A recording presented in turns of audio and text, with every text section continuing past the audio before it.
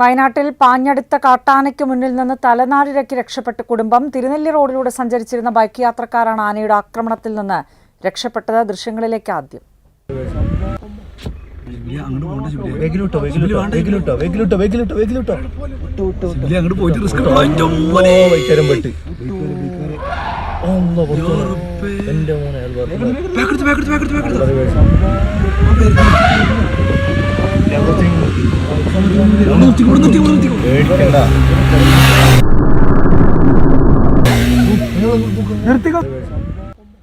Robin Mathew മറ്റത്തിലുണ്ട്. Robin, ദൃശ്യങ്ങൾ തന്നെ എല്ലാം പറയുന്നുണ്ട്. എപ്പോൾ നടന്നതാണ്, എന്താണ് വിവരങ്ങൾ?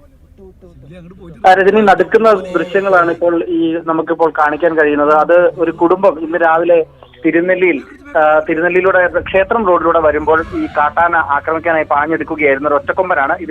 ഈ സ്ഥലത്ത് തന്നെ ഉണ്ടായിരുന്ന കാർ യാത്രക്കാരാണ് ഈ ദൃശ്യങ്ങൾ പകർത്തിയത്.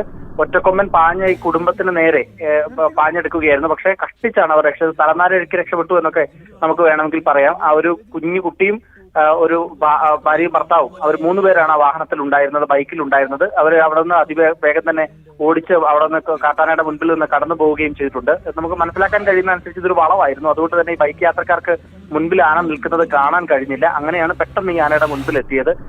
നേരെ കാണാൻ കഴിയുമായിരുന്നെങ്കിൽ ഒരുപക്ഷെ ബൈക്ക് യാത്രക്കാർക്ക് സാധാരണഗതിയിൽ അവിടെ നിർത്തി ആന കടന്നുപോയി അല്ലെങ്കിൽ ആ സ്ഥലത്ത് നിന്ന് മാറിയ ശേഷം മാത്രം കടന്നു പോകുന്ന ഒരു രീതിയാണ് പൊതുവെ ഇവിടെ എല്ലാം ഉള്ളത്. എന്തായാലും ആ ഭാഗത്തു നിന്ന് ആളുകളെല്ലാം വേഗം മാറാൻ കഴിഞ്ഞതുകൊണ്ട് തന്നെ മറ്റാപത്തൊന്നും ഉണ്ടായില്ല എന്നാണ് നമുക്ക് മനസ്സിലാക്കാൻ കഴിയുന്നത്.